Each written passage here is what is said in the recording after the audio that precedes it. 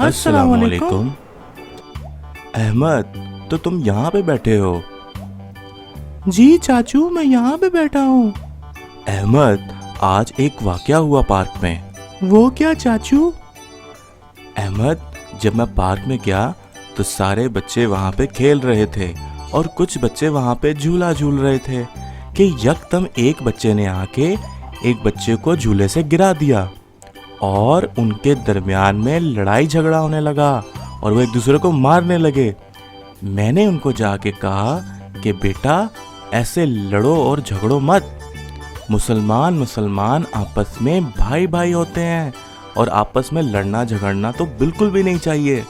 तो उनकी आपस में मैंने दोस्ती करा दी और उसके बाद वो हंसी खुशी अपने घर वापस चले गए। तो अहमद, हमें क्या सबक मिला?